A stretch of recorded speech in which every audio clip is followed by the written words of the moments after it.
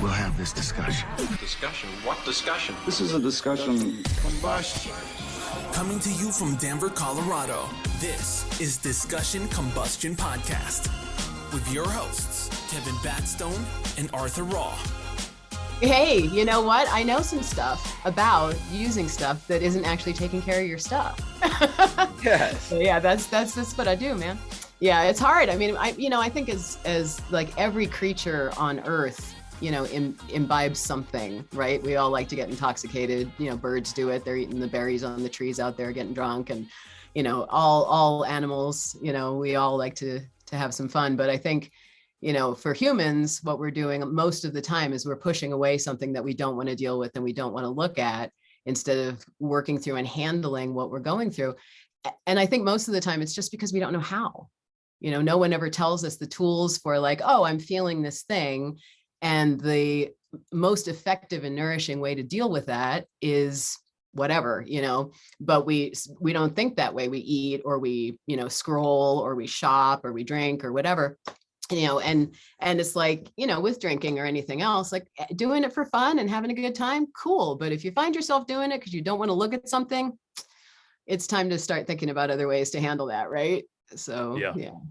Totally. Yeah, that's a very good point for sure. I think one of the things I like to say on this show a lot is, in quoting Coach Corey Wayne, people do more to avoid pain than they will to gain pleasure. Mm-hmm. And I think that can apply and spill over to a lot of areas in life. Hence the eating, the drinking, the scrolling, whatever the case may be, right? Mm-hmm. It's about getting down to the root, what's really Absolutely. Going on inside. Yeah. And I think a lot of us too, part of what I do when I'm coaching folks is the first thing we talk about is resiliency. We are actually more resilient. Yeah. Like, okay, I can teach resiliency. I am a resilient person. I've been through some heavy stuff and I've come out the other side, and I feel like I've grown from it. And I've always kind of been like that. But, there's a lot of people who don't know how to recognize their own resilience and their own strength and ability to look at their stuff. And the other part is I think, especially if we've been through something particularly heavy, like a really traumatic thing, or, just a big deal thing, when you're in that situation, you're going through it, you're in that moment, it is overwhelming because your amygdala's freaking out. Like, you've got all this stuff going on. It's coming out of nowhere at you. You're unprepared and you cannot think when your amygdala is activated, right? Fight or flight's in there and all that. And so when we remember what happened, we think, oh no, I don't want to look at that because I'm going to feel that way again. But when you consciously look at something, when you say, I am going to welcome this and feel it and say, hey, I'm so sorry, 20-something-year-old me, 12-year-old me, I wasn't recognizing what was going on for you. Let's sit down and have it out. And you let those feelings out and you experience that, you're holding it, you're there, right? And so it takes you out of it a little bit. So it's not as overwhelming as it was when it first happened. It's a lot less scary. And that way you can move through it and not, stuff it down with food or whatever else. Yeah. I mean, it's so true. And it's really easy to fall down I like to call it a vortex of negativity. Like it pulls you in, like it's constantly at work and you have to constantly swim to like get away from the vortex. And sometimes you're swimming from like deep inside of the vortex, trying to get to the surface and like get out.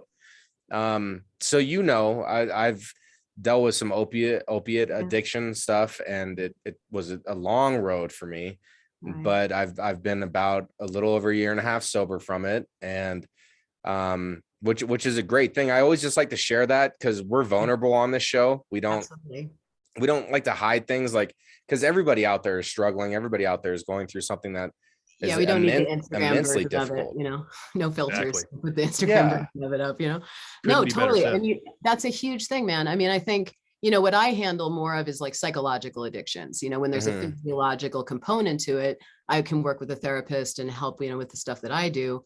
But you kind of need to double team that because it's like, there is a physiological addiction that you need to work on as well. But yeah, I mean, I'm sure you discovered too, like the root of why you were doing what you were doing. And, a lot of facing it. That's what's important is not putting it in the closet to discover later. Like, because anything that you push off and anything that you're not actively working on, like it's going to start compounding and becoming a bigger problem and a bigger problem. And the more you ignore it, the bigger the problem gets.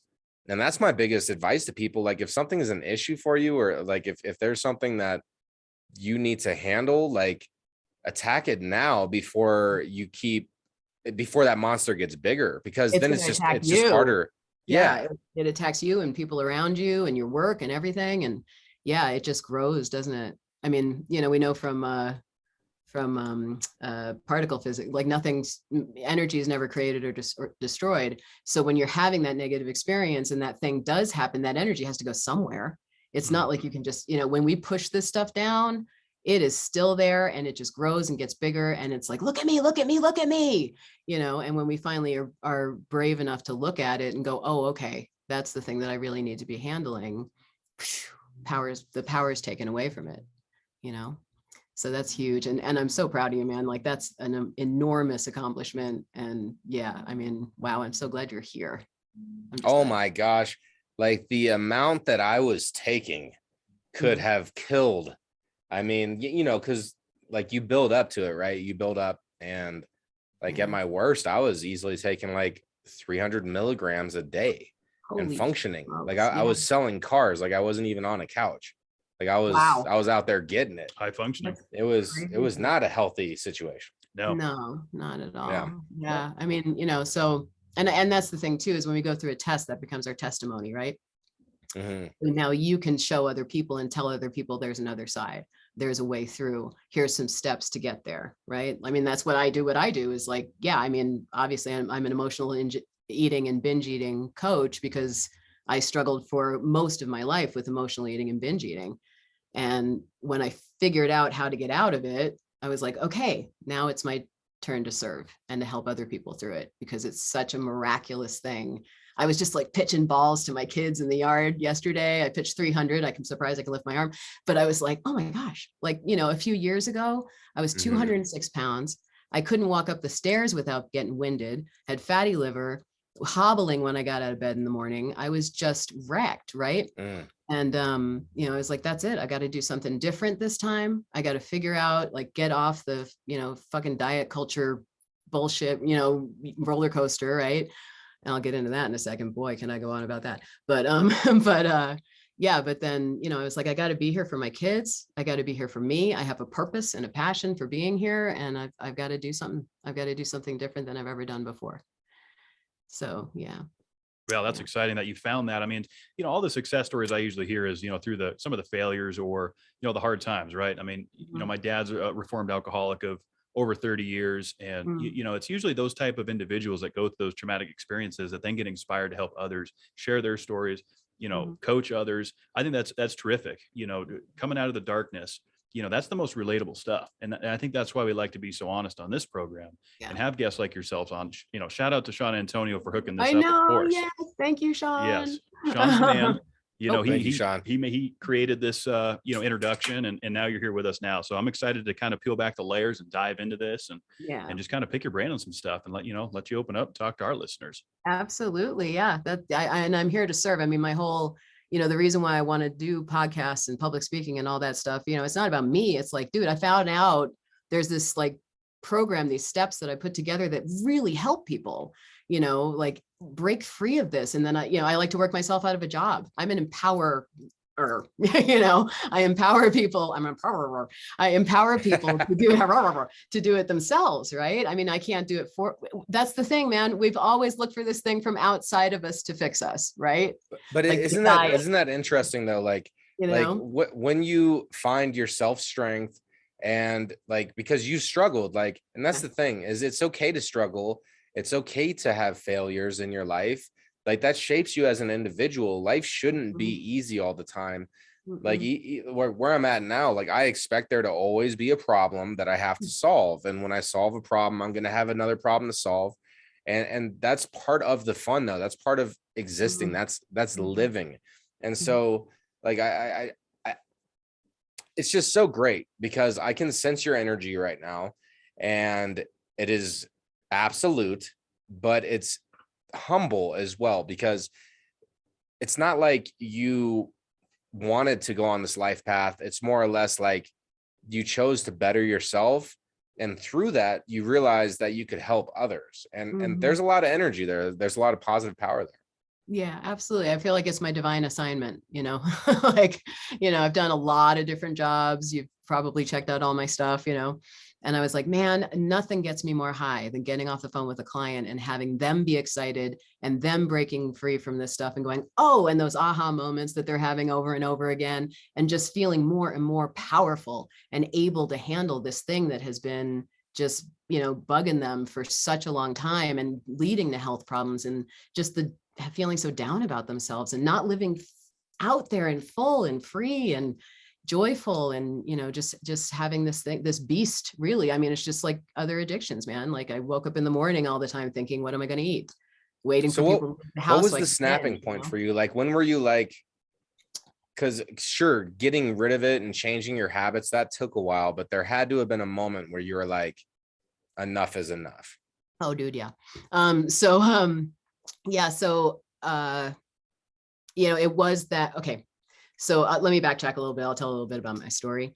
So the first time I remember getting food for not being hungry was when I was sad. As a kid, my mom would give me cookies when I was sad.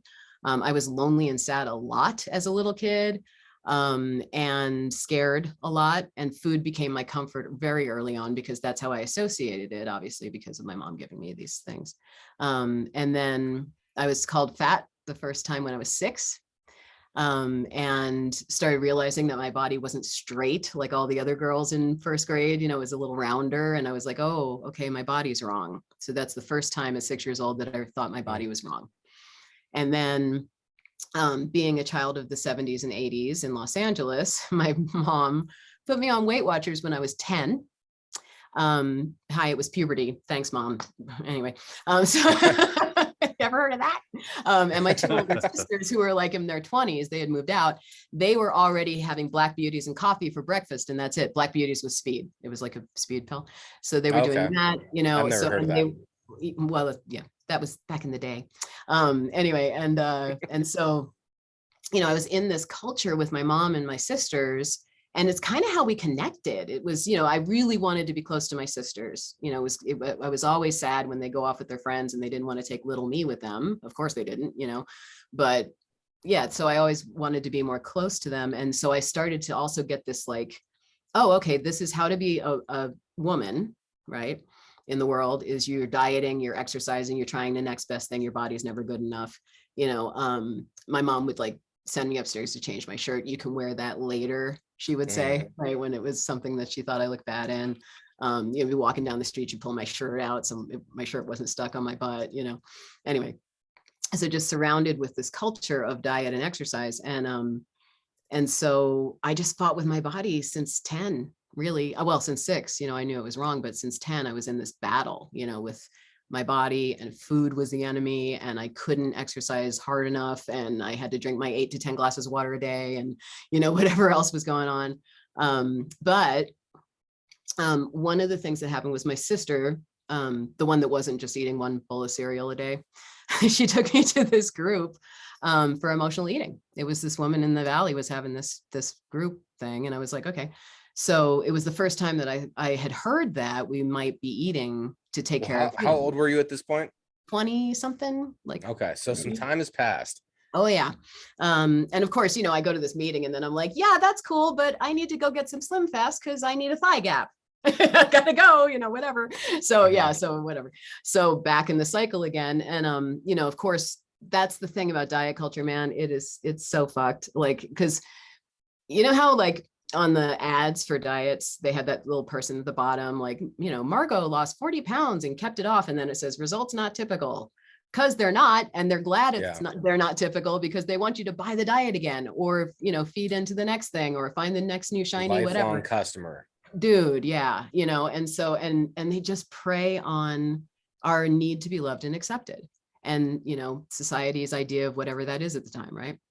Anyway. So yeah, so I was around that age, but I went right back into, restricting. I binged, I never purged. But I know, how to help folks with that now, which is great. But anyway, so, yeah. And then I was running after my second kid and got really fit, but I always joked around that I could run and take care of the output because I was terrible with the input. You know, I couldn't control what I was eating or how I was eating, but I could at least try to run it off, right? Anyway, and then, yeah, around, I think it was 3 or so years ago, I found myself at 206 pounds and I'm 5'5", 5'6", so pretty darn big. I was a size 26, I think. And like I said, just totally unhealthy. And I was like, okay, I got to do this again, so I started with the, regular get a shake, do the thing, kill myself with exercise. And then, like I said, something, I don't know, man, I feel like it was some download, just this click of, wait, I remember that meeting about emotional eating. Maybe that's what I'm doing. Maybe that's what's going on. So I got all the books and all the things and I, studied up on it. And started doing, my phrase for the business is the inside work makes the outside work. And so I started working on the inside. Why am I going to eat this? What am I pushing down? What am I hiding from? How, what are the stories that I need to flip and, all that stuff. So I got into that part of the work and it was so much more pleasant. It's not that I didn't continue to watch what I was eating, and move my body and stuff like that, but it became this loving exchange of, I'm so sorry I never took good care of you.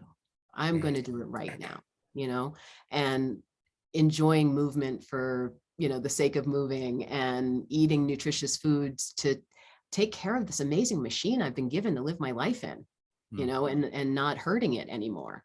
And so everything shifted that way.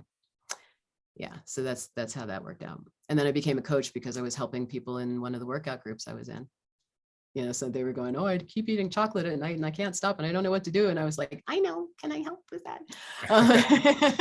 And then I looked up what an emotional eating coach was, and there really isn't too much out there that's like a program for it. Started piecing together all the stuff myself, and learned about neuroplasticity, cognitive behavioral therapy, and started getting certified in all of these things, and put together this little program and started coaching. And I was like, oh my gosh, this is it. This is the thing I'm supposed to be doing. And it's so exciting. And, the first year that I did it, I helped 27 people break free from emotional eating. And it wasn't even the whole year. I think it was like 7 months or something like that. Wow. Yeah. So yeah. And I'm been busy working with people now. Yeah. It's yeah, getting more so. Yeah. So anyway, so that's the whole, what does that look like if, story. If someone's like, okay, they hear this and they go, man, I'm really struggling with emotional eating or binge eating, and they identify that within themselves. What does that program kind of look like if they reach out to you or, any emotional eating coach? Like what is the process of going through that? Is it pretty similar to other addictions where, it comes down to, some of the underlying issues and breaking that part down, or what does that process look like? I'm sure it's different for everybody. Yeah, it is. I mean, I can't say what it is for other emotional eating coaches because, I do it my own way with what worked for me and what I learned. So the first thing, like I said, we start with is resilience, because a lot of this work has to do with looking at why you're doing what you're doing, right? Why are you going for food when it isn't what you need? So, helping them realize how resilient they are. And what I do is I say, okay, let's think of some time in your past when you went through some shit and you came out the other side and you learned from it and you grew from it. And you can look back and say, I handled the fuck out of that, right? And stack those. There's always more than one, and so stack those up and go, see, you can do this too. And tell them what I told you guys earlier about how when we look at stuff, it's not the same as going through it again, right? Because you're holding that space for it, right?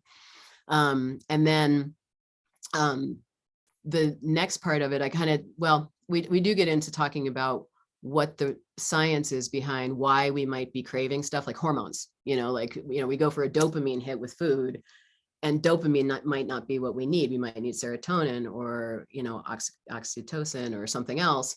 And we look at what those different activities are that give you those different feelings, right? And dopamine, man, it's like, there's drug food, like, flaming hot Cheetos are going to be a hell of a lot, harder of a hit than, a kale salad. Right. So what do? We go after, when we're really down, we want sugar and we want, like really artificially flavored, heavy duty, those are the heroin foods, man, so we go for those when we have this really heavy feeling. So, and those are the ones that are hard to stop eating too. So we talk about that. I'm addicted to kettle chips. the What kind? Salt and pepper? I like the salt and pepper. jalapeno Oh, okay. kettle chips. Like for some reason, those. Yeah, so I feel what you're saying right now. Your brain all lit up. They do. Like, but I've been resisting them for weeks. But last night I was weak and I fought it, but I failed, and I ended up getting a bag of the jalapeno chips. But I didn't eat the whole bag. Like, but you got that hit. I just had a little hit. You got a little hit. Yeah, Can we just backtrack on that? Can we backtrack on that? You just said so many words that I want to call out to you, man. You were weak. You gave in. You know, whatever. Okay, stop that shit right now. Listen. Okay, all right. All right. So I do something with my clients called permission practice, because when we look at people in the world who can eat a piece of cherry pie and not eat the whole fucking thing. Sorry, I curse a lot. This is who I am. No, hey, we like this. Like, yeah, I'm kind of irreverent. I curse a lot. I use humor. We're just like, yeah, I'm just me. You're on the right podcast. Yeah, podcast. Okay. So yeah, so here's the thing. If you're craving the chips, first of all, you want to think about, why am I craving these chips?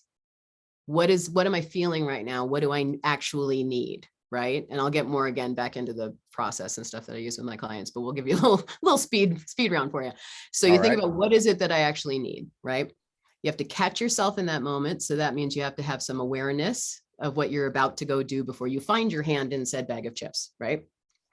And then you go, okay, what is it that I really need right now? Am I tired? Am I stressed? Am I this? Am I that? What can I do in this moment that's going to actually take care of this issue? Now, if you just want the chips because yum, cool. Like, that's what food is for. Like, I'll be talking to a group of people and I'll be like, okay, who here eats when they're stressed? We put our hand up. Who here eats when they're sad?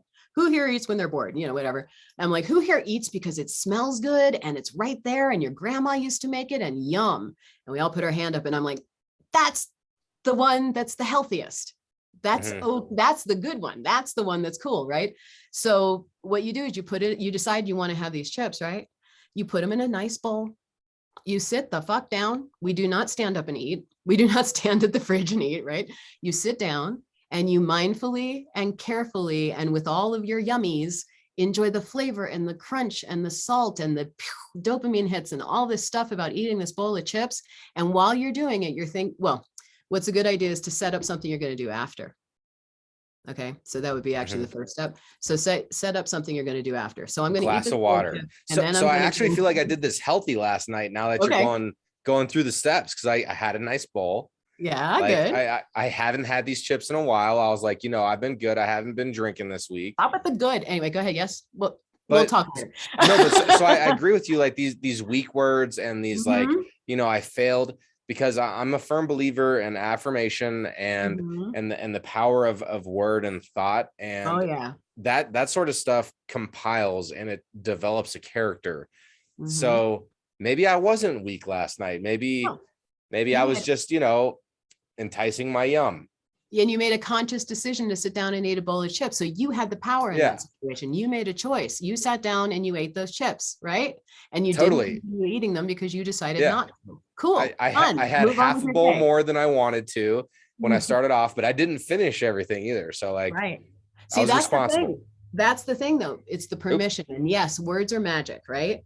We know the words are magic and your brain is going to believe any word that you tell it, right? So as soon as you decide this is bad, this is wrong, I shouldn't have it, I can never have this again, then you eat more than you intended to, right? Because you can never have it again. So again, step 1, decide what you're going to do after. Step 2, put it in a bowl and sit the hell down. Step 3, you go, okay, I can always have more of this tomorrow because you can, right? Like, you don't, I've heard this before. I ate the whole bag of fun-sized Snickers that was sitting on the counter just to get them out of the house. I'm like, okay, or you could have one a day.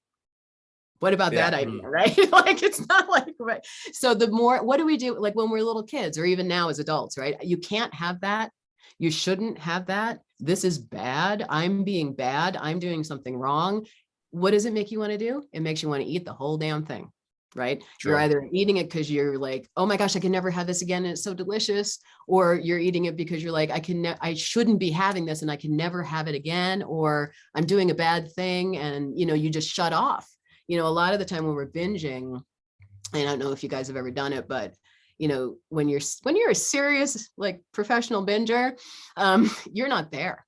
Like your brain is shut off. Like you're just a food eating machine. You are nothing but taste and brain firing, and there's no consciousness, right? A lot of people will be done and go, oh my God, I can't believe I ate like 3 bags of chips, this many pints of ice cream, this whatever, and there's no food in the fridge, you know? So it can get pretty intense.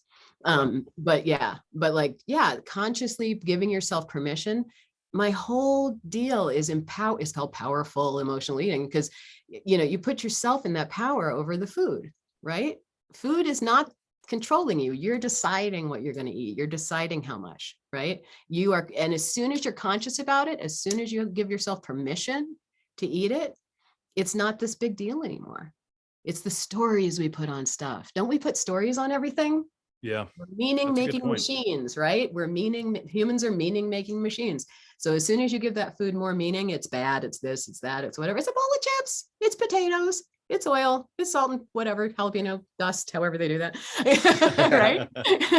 It's so true though. Well, like, it kind of comes down to the whole, you know, anything in moderation piece a little bit too, right? I mean, I don't necessarily stress eat. I was just talking about this off air. You know, I'm actually the opposite. Like if I get into a stressful situation, I won't eat for days, which is equally an opposite, you know, also a problem. You know, I go the opposite way. I'll live on alcohol and stuff like that, which is a whole nother addiction that I deal with. But sure. I think that it, you know, what I hear is it all roots back to the same thing, that, you know, anything in moderation, so to speak, and not convincing ourselves that drinking a 12-pack of Bud Light a night is a good thing, or eating the entire bag of chips, right, to get it out of the house. All that kind of makes sense to me. Sure. And the other thing is it's not even moderation, it's intention. What is your intention before you drink? What is your intent? What are you doing it for? Why are you having that drink? Is it just because you're out with your friends and it sounds yummy and cool, beer is nice? Or is it, I'm stressed, I'm worried, I'm sad, this aching feeling that keeps coming up and has always been there is here again. I don't want to look at it, right? If that's what's going on, then you regroup and figure out what you really need in that moment, because you are using that thing for something it was never intended for. It's almost disrespectful, isn't it, to food? It's disrespectful to a nice glass of wine or beer or whatever, because you're using it for something that it's not intended for at all, right? Yeah, I mean, this in this life, like, you have to like be real with yourself, you know, and it can be difficult sometimes to you know, face the music. Is that even a saying? Yeah, it is. You know, like, but it can be difficult because we're all compressing something, and there's always like this like need to not do what's right, because doing what's right isn't always an easy task. And so it's like, as we battle through this life, like, it's easy to get pulled into all these different addictions or whatever it could be, whatever you're addicted to. You know, you could watch too much TV, like you could work out too much, like, you know, and so it's like, we have to play this game of moderation as we exist and live and I like what you're talking about here as well, because it could be applied in many different areas. Being conscious of why you're doing something. Are you just reacting to your subconscious and problems that you haven't dealt with, that like you're reacting to it, and that's why you're like getting pulled? But, you know, have you ever actually, because I can ramble a lot and bounce around a lot, so just bear with me. I love it. No, but I love this. If we're it's easy to react to things, but it's difficult to be definitive. And once you finally find like who you want to be and start defining yourself, because that's the thing, is like, to anybody out there, like, do you have a definition? What's your definition of success? What's your definition of happiness? Because it doesn't matter what anybody else's definition of success and happiness is. It matters what your definition of that is. And if you don't know your definition, then you need to figure that out, because otherwise you're just going to keep reacting to everything life throws at us. And it's easy to really slip and start codepending on other substances or whatever it may be in order to cope with that, you know? Yeah, you just totally, go ahead. And then this is totally a segue into like the next step of what I walk people through. Yeah, absolutely. Nice We're job, getting into the Arthur. juicy stuff now, Nina. We're peeling back hired. the layers, getting into the juice. Let's this go. is what we like to get into. But no, I like what you were saying there too. And I also like what you said, Nina, about the difference between, anything in moderation. Well, what's the intent behind it? Because there actually is I was just sitting here thinking about that and going, wait a second, because if we convince our minds that if in moderation, it is okay to drink a 6-pack a night or eat X amount of food, well, then we're just kind of kicking dust over the real problem here. And we're not looking at what the intent is for why the conscious mind is reaching for that to, push something down. So that kind of sit with me a little bit as I was sitting here thinking about that. And I'm curious to see how that's going to segue into, how we work through that. Yeah. Well, and that's totally, yeah. I mean, I think that really matters it's not about moderation, because again, that's restriction, right? When you think about moderation, that's putting restriction on something and willpower on something, right? It's more about what's the intention and what do I really need? Approaching it from a nourishment perspective of body, mind, and spirit, like that's where we want to come from with all of this, right? And so, yeah, okay. So Arthur, that was great. Because yeah, one of the practices that I have my clients do is ultimate you practice. So we do, we start off with your resilient. Oh, we do awareness practice because you need to catch yourself doing what you're doing. And we can get back into that in a second. But then we go into ultimate you. And I would have you guys write out. I mean, heck, maybe you guys can tell me in a few sentences here. Maybe I'll throw it at you. But think about who is ultimate you, right? How do you act? How do you respond to issues and triggers in your life? How do you dress? Where do you work? What do you do? Like, what? Just go nuts with it. I have people just no reality. Do not be realistic at all. Like if you had no limitations, who is ultimate you, right? Yeah. And then that becomes the compass for everything that you do, right? You act as if, right? You are already this person, right? And you check yourself before you make a decision, before you respond to something, before you eat something, drink something, whatever it is. What would WWU Arthur A do, right? So what would ultimate Arthur do, right? In this moment, and you check that with yourself, like, okay, I'm about to respond and I feel like I'm going to respond the same way I used to, because you've been exercising that awareness muscle. And I'll tell you about that in a minute. But then you're checking with that. Does this match who I really want to be? And the secret is that when you do that and you don't put limitations on it and you really let it go without any excuses or things or but I can't, no but I's or anything like that, that's who you really are. Before all the crap of life started piling on top of you, right? That's you, man. Like that is who you are. And all we need to do is clear off the stuff that's covering it up. Right? And then you get to actually live that, right? So yeah, awareness, right? I mean, we got to do that part with catching it. And Can I just say one thing there that I feel like is important is. Yeah, you got to stop me too, because I'll just keep going with my. Oh no, and that's it's great. We love talkers here, and we had a great conversation, by the way, when we were introduced to you. Like you're a great talker, but it's okay to fail. Like I really want to be upfront about that, because it took me 5 years to get off of opiates after I realized like I have a major issue. And I failed the whole way. I lied the whole way to people I cared about, and I still hurt today about that. But it's okay to fail to success. Like you're never going to succeed unless if you do something that you're have the risk of failing at. So anybody out there that's struggling, any of the listeners, if you're going through this and you're really about it, if you're really sick of the old you and you're really about this new change, then allow yourself to fail and just take it as that. Like you don't have to beat yourself up and like, shit, I failed. I'm at step 1 again. No, you're at step 1,000, where however many steps you took to get to this failure, you have to keep walking. Because that's an area where I feel like I was weak in a lot. Like I felt like when I would fail and do the wrong thing, I'd be really hard on myself. But that's part of the process. Right. Change doesn't happen overnight. And anything of substance doesn't happen overnight. It's a long, cold, hard road, as we like to say, for sure. And I have a question for you, Nina, going back to, when you were struggling with your emotional eating. And kind of like what that looked like a little bit, right? Because there was the diets you talked about getting sucked into the marketing scheme, which I completely agree. That's all it is. It's a money pit.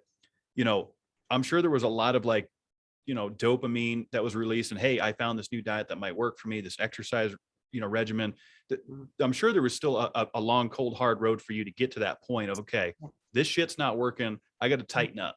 Yeah. Yeah. So I mean, for me, it was very much, like I said, that, I mean, seriously, what's so cool, and we'll talk about neuroplasticity in a minute here. So what I use with my clients mostly is neuroplasticity and cognitive behavioral therapy, and we'll get into that. But anyway, but yeah, just having that awareness of what I was doing, looking at the old stuff and healing that. I mean, it just uncovered so much, and it was oh man, did I cry. I mean, you got to let that shit out. Like I said, that energy is still in there, and pushing it down with stuff is, because we're afraid it's going to annihilate us if we look at it, and it doesn't. It's quite the opposite, because you look at it and go, oh, okay, cool. Like, I felt that. I'm here. All right, cool. I can do more. Let's go, But yeah, for me, it was like the addiction part of it was so intense. Like, seriously, like I said, I'd wake up in the morning. First thought on my mind is what I'm going to eat.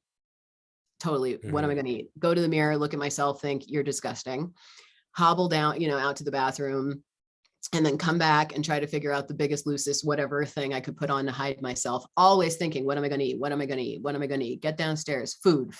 Okay, making food. Is it enough? Can I have more? It's just overeating for every meal that I had. And then eating in between when I felt anything, when I felt stress, when I felt bored.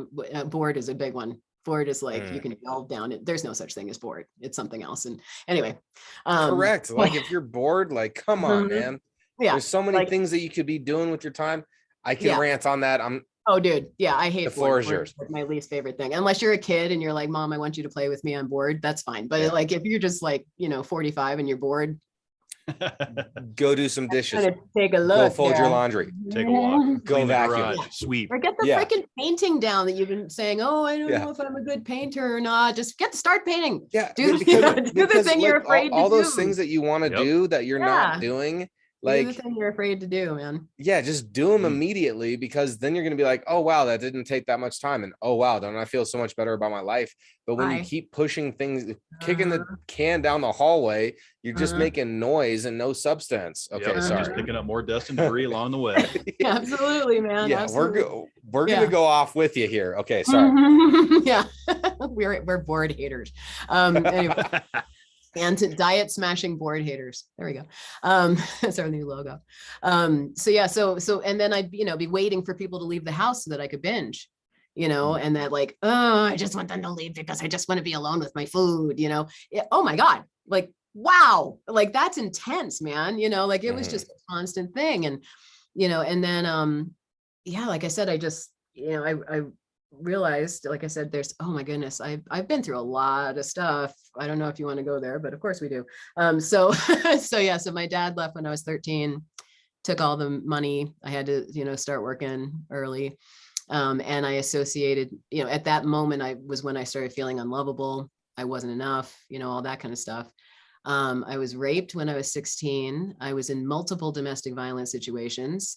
And just, that constant need for love and attention, and putting myself in situations where, things weren't safe, and, whatever, just anything to be loved and accepted.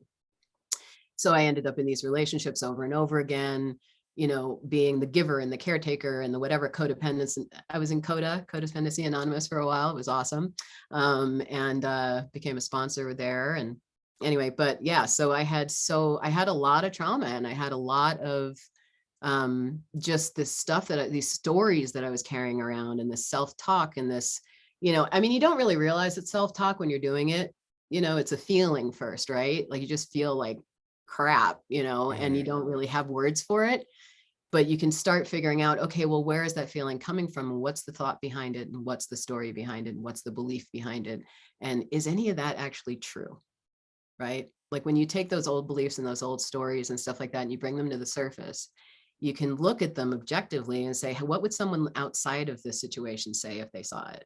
Was it really my fault that this happened to me? No. Was it really, was this something that, actually means that I'm an unworthy individual? No. So you can start peeling back the layers on it and looking at what this thing really is. And then you can release it and say, actually, flipping it around, this is what I believe now. This is what I think now. This is how I act now. This is how I respond now. And you can rewrite that story. Because I mean, the truth is that nothing in the past is real, right? It's not here right now. It doesn't actually exist. We're carrying echoes and things that we learned at the time, neural connections and stuff that were formed at the time, right? But it's not real now. So that means it's changeable, it's malleable, it's something that you can go back on and you decide what that means. Remember, we're meaning-making machines. So you get to decide what it means. You get to decide what you got out of it. And you can let that stuff go. You know, like if I was still holding on to, you know, the shit that happened with like an abusive ex-boyfriend, I say "and" because there were so many of them. But you know, if I was still, you know, then he'd still be abusing me. I'm letting him do it. Fuck that guy. That's you know? true. Like, That I'm is so not gonna, true. you know, Like the past is to be learned from, not to be lived in. And the future is to be looked forward to, not to worry about.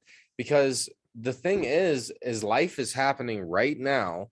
And I'm the happiest I've been in decades, and genuinely happy though. And one of the main contributing factors to that is living in the now, Nina, is enjoying this conversation. Like during this conversation that we're having, I'm like, I'm really having a great time. Wow, we're really opening up. We're talking about real things here that are important that some people may have not acknowledged yet. And you know, that has a lot of energy, and that's happening right now. And I'm appreciative of it. But that's a lesson to be brought into every moment of life, is to really focus on the blessings that are upon us right now. Like even if you just have sun hitting your skin, that's like right. Like it feels good. Like, and it feels good to be alive. Kevin and I, we were out there prior to hitting this record button. The trees are blooming flowers right now. And we went, you're in Denver, Colorado. Yeah. And we went and stuck our noses as far as we could into these blooming flowers on the trees. And they did not smell good. Oh no, it was one of those. I think we have those. We had high expectations for a nice, sweet smell. It smells like feet.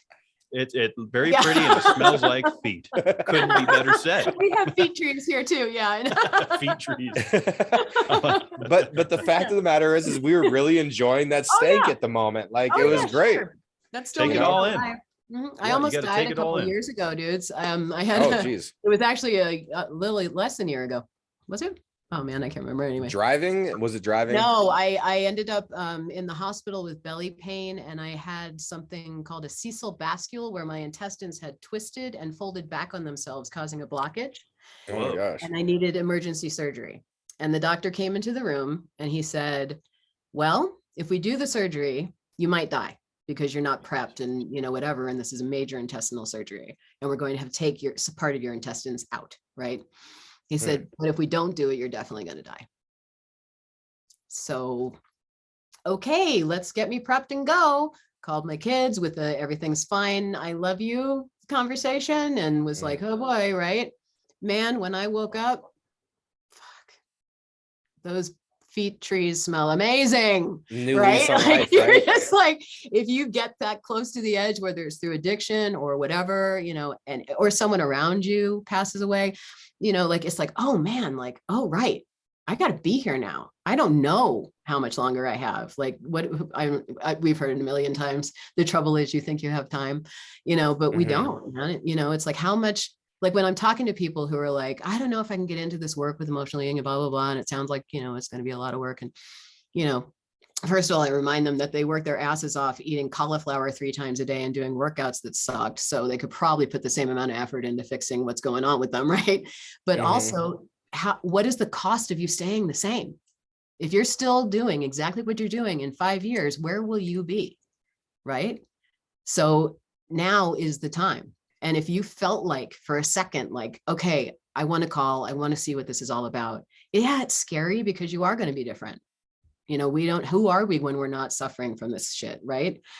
But if you don't do it, when you have that moment of, oh, okay, just do it scared, but do it now, because the other side is freaking phenomenal. And you deserve every moment of your life to be living freaking phenomenal. It's so true. 100%. And one thing is though, is that like with success, and I'm going to start on the success, it's the same. It's consistent for success and failure. Mhm. So I'm just going to say both of them at the same time, actually. Okay. You're going to fail consistently. Like Mhm. for me to become my car repoed, I fucked up my credit. I'm so broke every month. I'm taking pills constantly. Like I had to fail and consistently do that for 7 years to be able to get to that bad point. Like I had to Mhm. fail consistently. It's the same thing to succeed. Like you Yeah. have to consistently do something. So Mhm. regardless of what you're doing, even if you're failing or succeeding, you are consistently doing something. Yeah. And it's the consistency. Like you, Mhm. Being if proactive. if you feel like you're failing, you need to change your Yeah, consistency. being proactive for sure, and not letting patterns develop, like we like to say. I mean, Mhm. in my early 20s, I still struggle with major anger problems, and that comes from within of other issues, and that I cover it with alcohol. We could go down that whole road, but it's being conscious of it every day, like we say.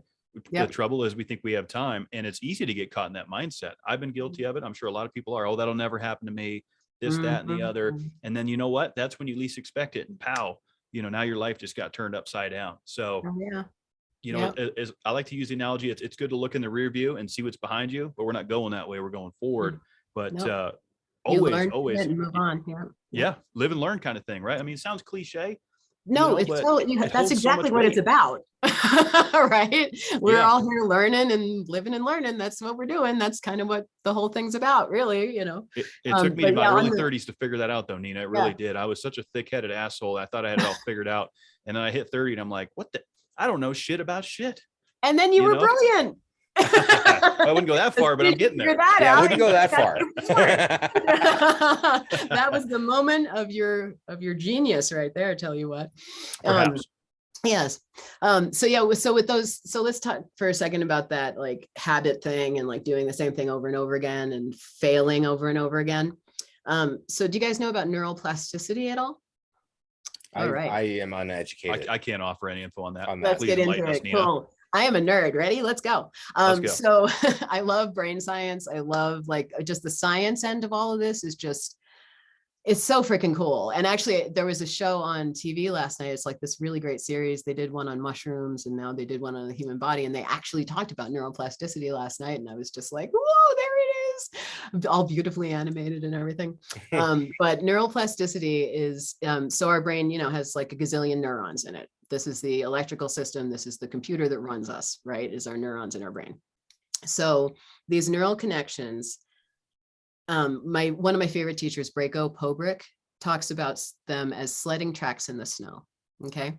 So even if you've never snowed, listeners, wherever you are, I'm sure you have a concept of snow. But sledding, you go down this track over and over and over again. And it's super easy. All you have to do is put your sled at the top and boom, there you go down the hill, right? There's a tree at the end. So it's not the best track, but you keep going down it over and over again, right?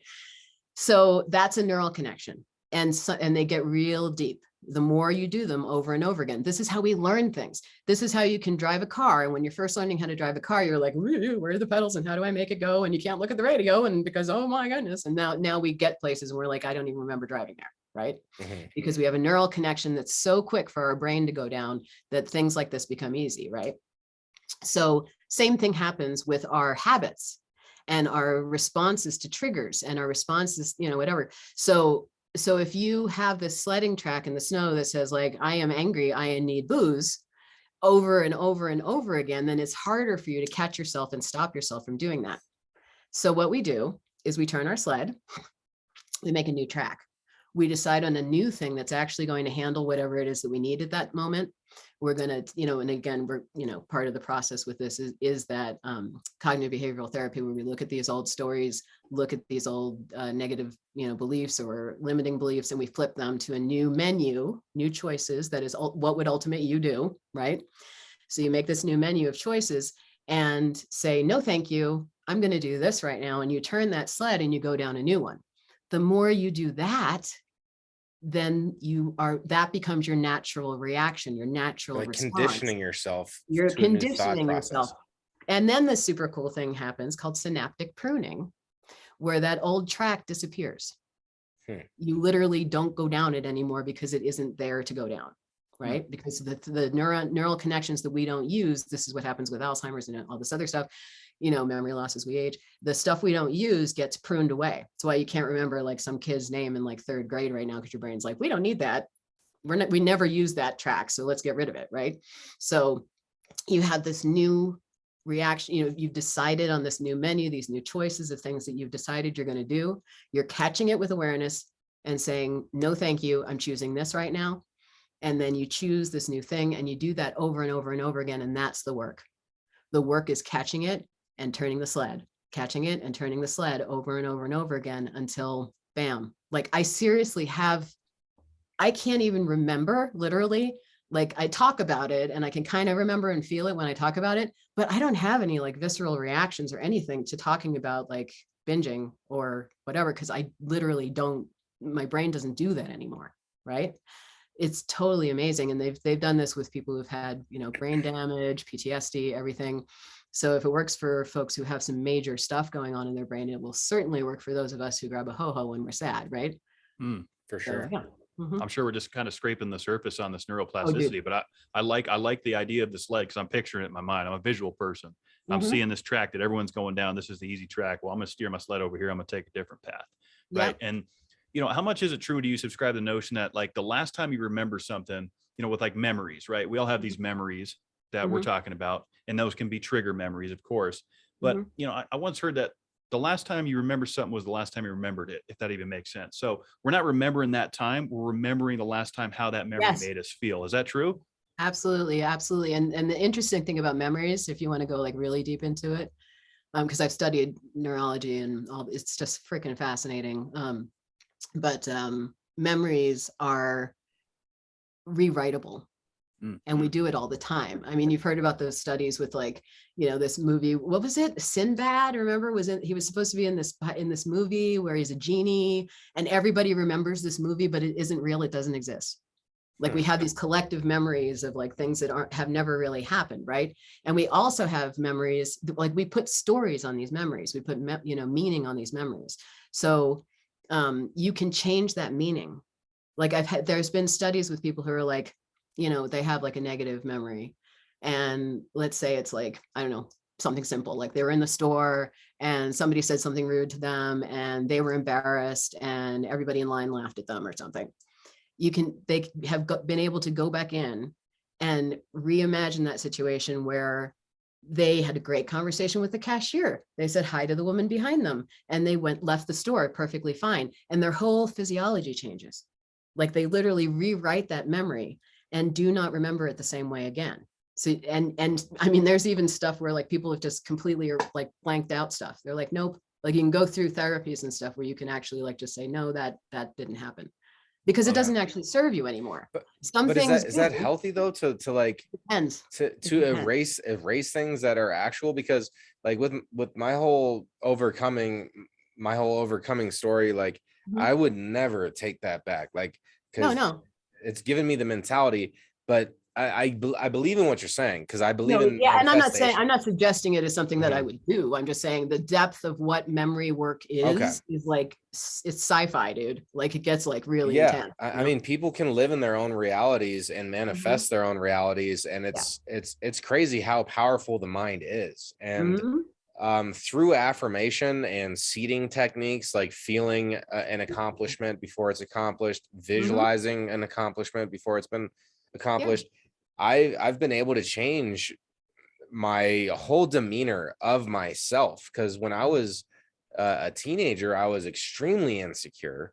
I would talk myself out of any opportunity to progress physically with a girl, and that was a huge insecurity of mine. And it took me a long time to like work through that. But as far as affirmations and creating a positive person that can impact others, it took me like, I feel like it took like 10 years of constantly working on that and trying to manifest it before all of a sudden everything's synchronized.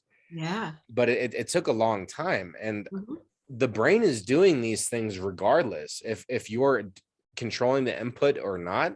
And that's what's important to know, is that these things are constantly at work. And if you're not being at the driver's seat, you're not at the helm, then you're just going to get played by your own subconscious. Right. And that's the thing too. Our subconscious wants to protect us. You know, it went through this hard thing with us, and it's like trying to protect us all the time, which is when we can take that conscious mind and say, no, thank you. I'm okay now. I'd rather handle it this way now. I don't need that anymore. And we don't push it away.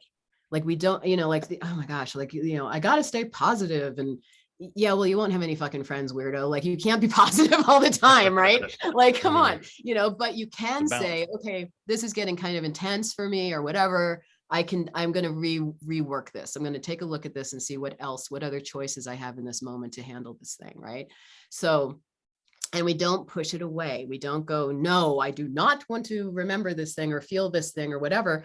You know, for me, like I said, I don't do that memory stuff of like completely erasing things or whatever. I'm just saying it's happening and it's fucking weird and awesome.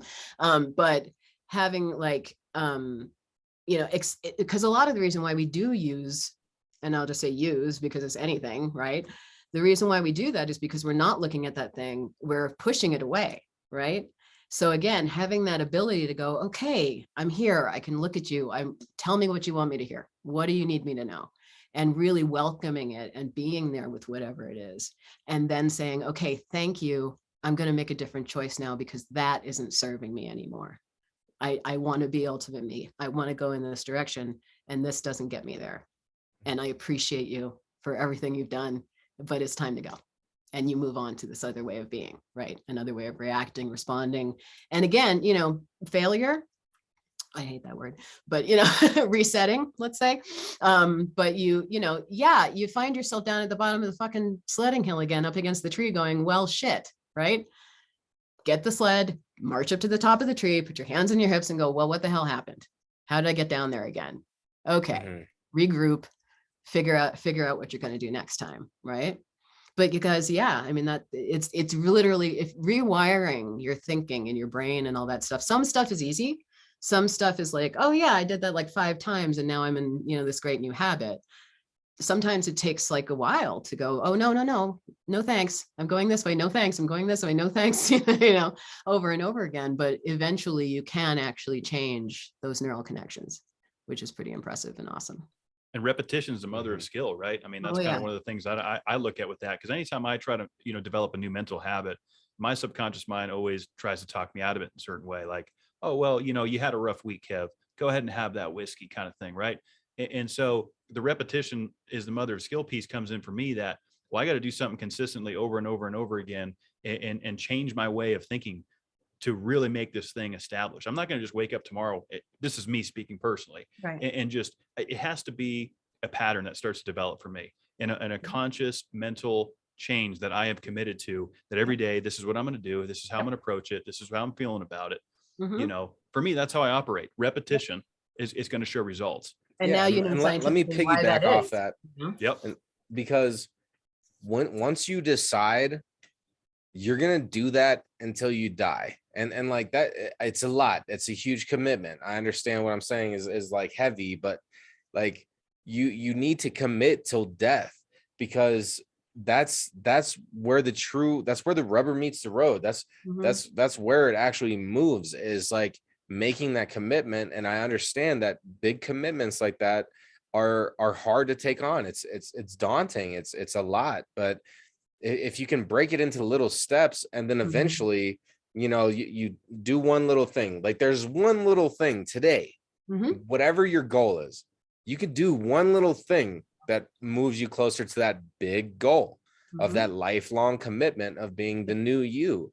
And but it takes that, but it takes that ferocity and almost like, you know, I'm gonna fight today. Like I still think about pills. Like I still think about like the euphoria that used to make me feel. And sometimes I want to fall back on that, because that would be the easy thing to do, right? Is just to if I want to feel good, like I could just take one of those.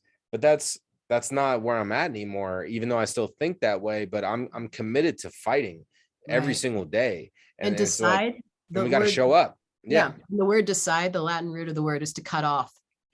So you make a decision and you cut off whatever else you were going to be doing. You have decided to go that way. right?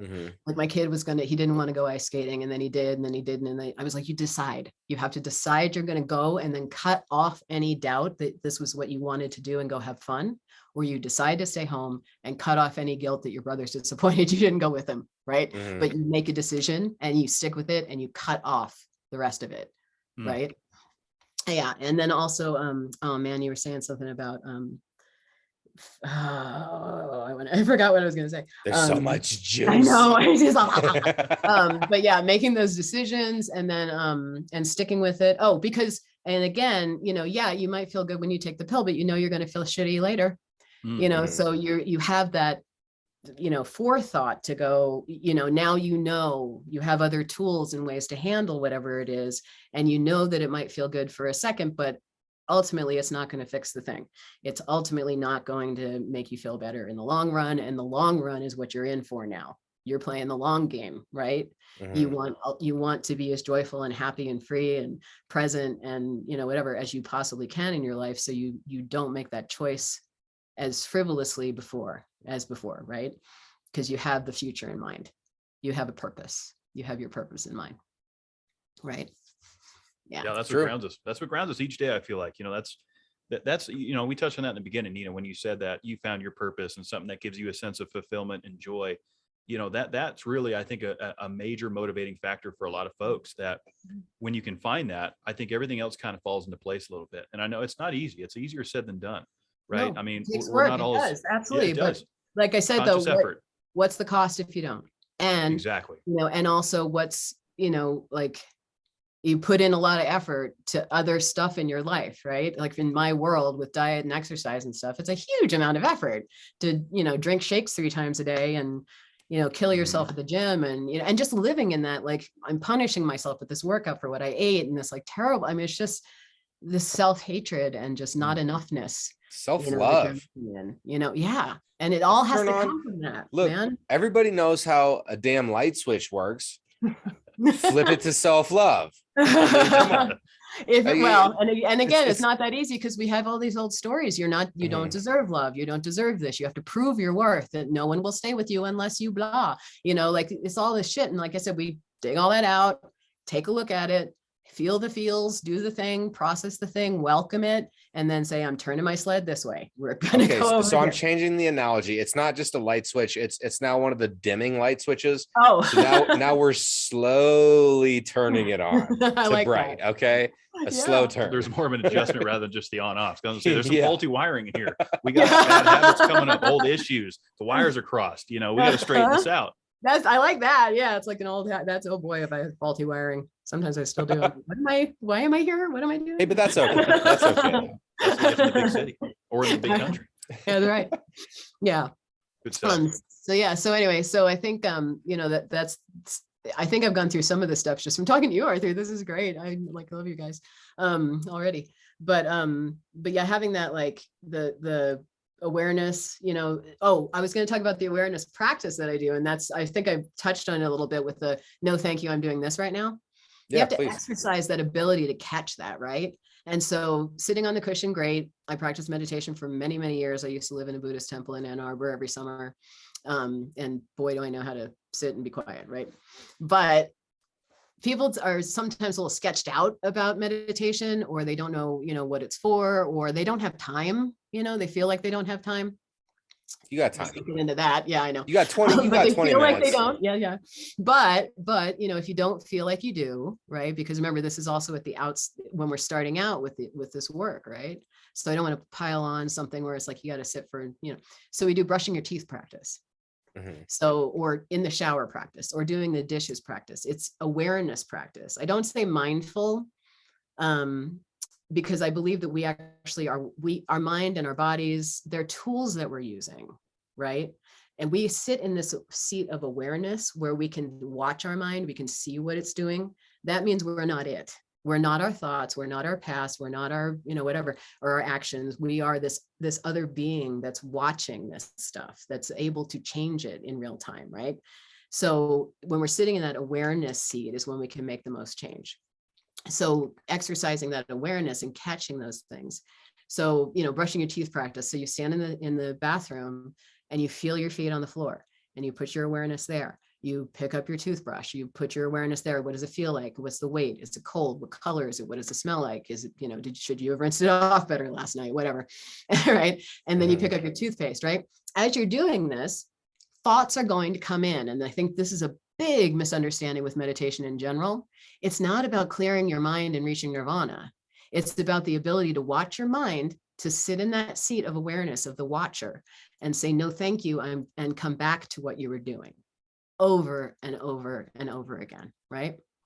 So this practice is not, oh man, I had a thought and I suck and I failed at this meditation. It's, oh, I caught it. Cool. I'm going to change it to come back to what I'm doing. No, thank you. I'm doing this right now.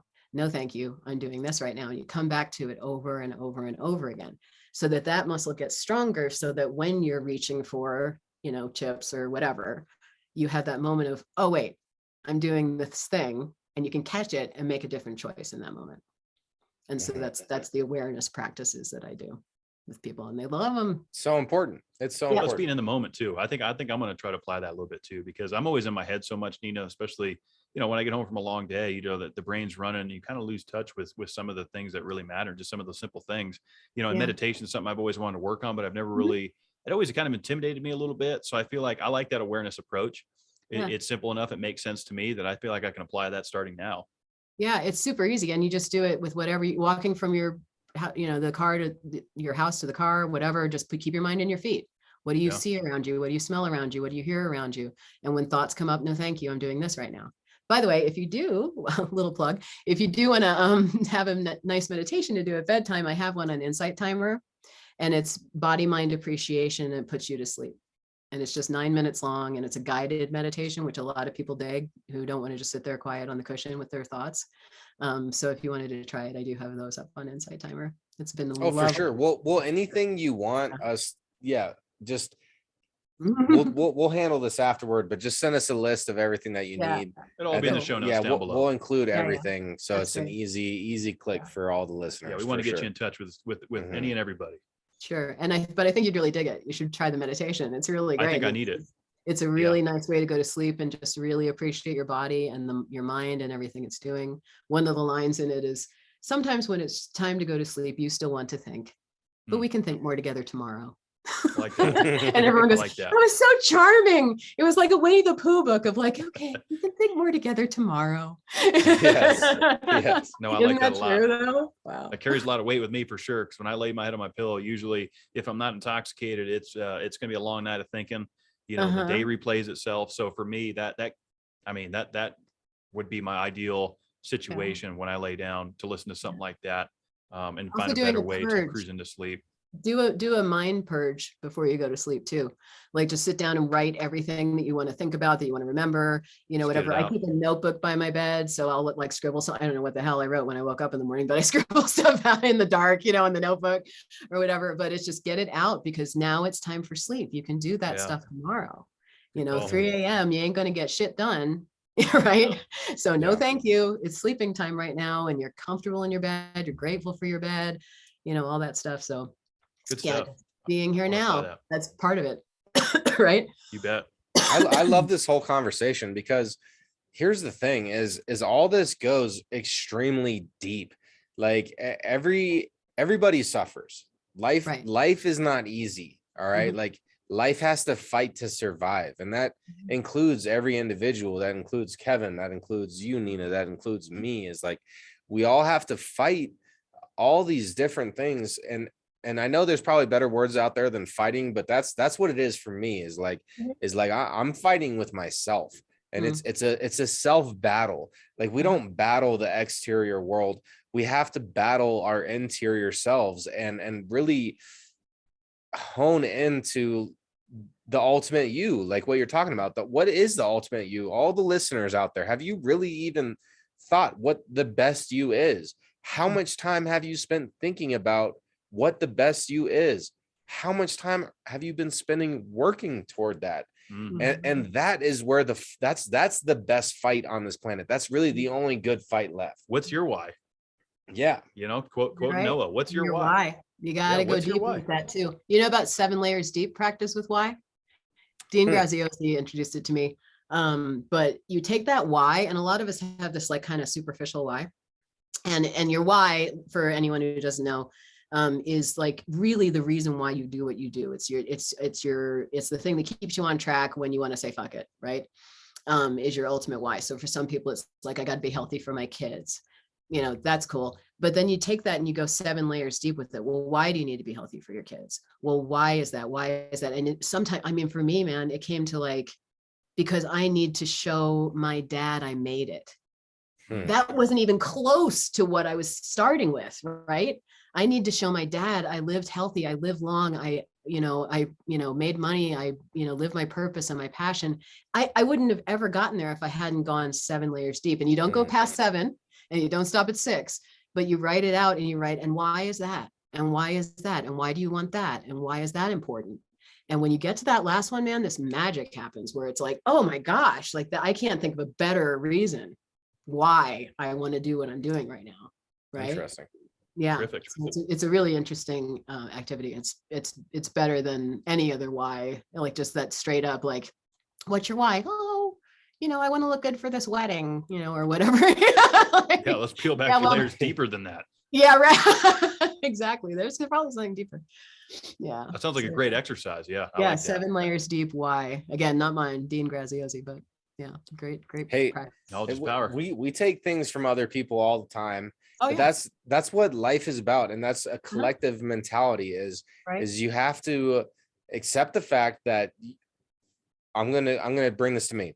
Yeah. I need to accept the fact that I don't always have all the best answers or solutions. Hell no. So I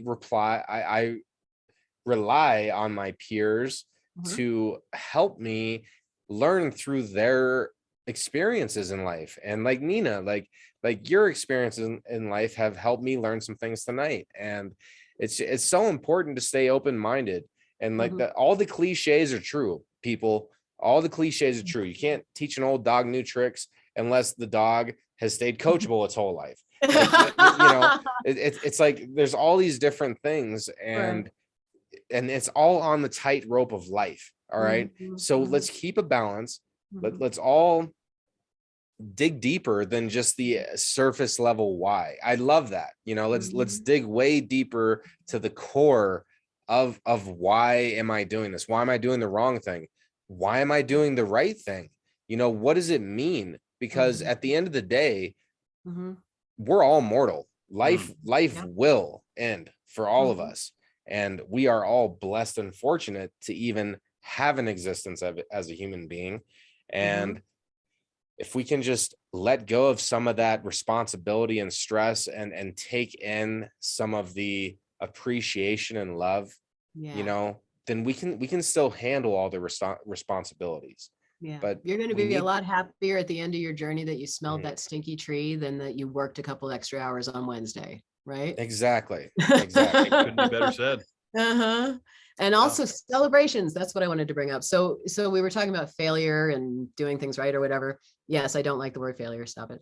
But there's this great, I say stop it. There, I don't know if you probably don't know the Bob Newhart show. It was a show in the 70s. I'm old. Hey, I know the name though. I know the name. And he was playing a therapist. He was like, it's $1.50 for a session. And she's like, why is it so cheap? Okay. So she sits down and she starts telling him what's going on. And he goes, well, stop it. She's like, what? He goes, stop it. She's like, and so everything she says, he just goes, stop it. Just stop it. I always laugh because I'm like, sometimes it's that fucking simple where we like go into this whole big thing and I'm like, Nina, just stop it. Just knock it off. Anyway, but celebrations. So our brain also will repeat things that we tell it are a good idea, right? You can trick yourself into feeling great if you smile, if you use words of, I'm so appreciative, this is so great. Your physiology changes, your brain changes with the words and the actions and everything that we're doing, right?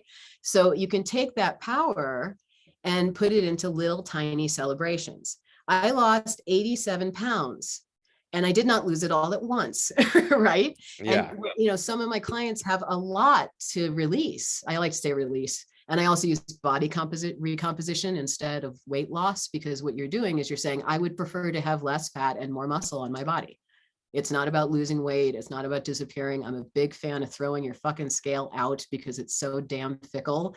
Like you eat something salty, you're going to weigh more. You have a little more water one day, you're going to weigh more. It's not a get some progress pants. Get a pair of pants and try them on every 2 weeks and see how they're fitting on you. You know, I'm excited because they're getting tight in my booty right now. I'm like, yeah, that's what I'm working for, right? So, you know, work that. But like, yeah, but don't with the measurements and all that. Again, that's diet culture. How do they get you? Oh, you gained weight. Well, did you really? It takes 3,500 calories to make 1 pound of fat. Did you really eat 3,500 calories yesterday? No, probably not, you know? So anyway, but those little celebrations. So like if you are weighing yourself, every ounce, woo-hoo, like you've got to tell your brain, like, this is where I want to go. This is a good thing. I'm going to keep doing this. You know, your progress pants are getting looser or tighter in some areas, depending on what you're going for, you know, and you celebrate those things. Hello. You thought something, you changed how you thought about something. You didn't take a drink. You didn't get the food. You didn't do that thing. Celebrate because it reinforces it in your brain. It helps your brain remember, this is something that I enjoy. This is a good thing. I want more of this. So right? what you're doing here is you're turning it upside down. Instead of being like, oh, I'm not going to be able to eat this amount, or I'm not going to be able to have these drinks tonight, or, you know, I'm missing out on this. No, you're celebrating the fact that so I see what you're doing there. And it makes sense because that positive spin on, because there's always consistency. There's all these consistencies in life, and we have a choice on how we want to look at the consistencies. Yep. Like that's where meaning making machines. We decide the meaning. Yes, meaning making machines. I like that. We decide the meaning. Machines. Yep, absolutely. And so it's up to us how we want to interpret what's going on around us. And we do, you know, with the clients that I work with, we do get into nutrition, you know, and moving and stuff like that. But it's so reworked into what makes you feel like you're celebrating food. What makes you feel like you're celebrating your body and saying thank you for your body, you know, and walk around the outside of the store. As we know, that's where the healthy food is, not in the middle, right? But go ahead and walk down the center and say like, I kind of feel like I might want some of this, and make that your permission practice food. You know, that's what you're going to, you know, happily, joyfully enjoy. You know, and like, if you're in Italy, freaking eat the food when you're in Italy. If you're not, you know, like, live your life, enjoy it. Food is meant to be enjoyed. Movement is meant to be enjoyed. And fucking diet culture has just, you know, you can't even use the word diet. It sounds like a diet, you know, it just means what food you eat. Right. I mean, they totally screwed us, man. So yeah, so take the power back. Need to stop being so sensitive. I'm just going to say it bluntly. People need to stop taking opinions personally. You tighten up. Tighten up.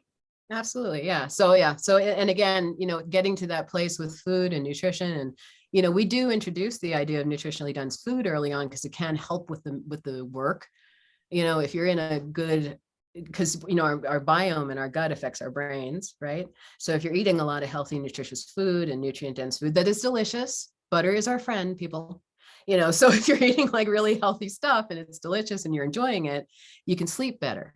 You can think better, and you can do this. You can be more emotionally balanced, and it helps with, you know, hormones and everything. You know, it comes from our gut, and that's our second brain, right?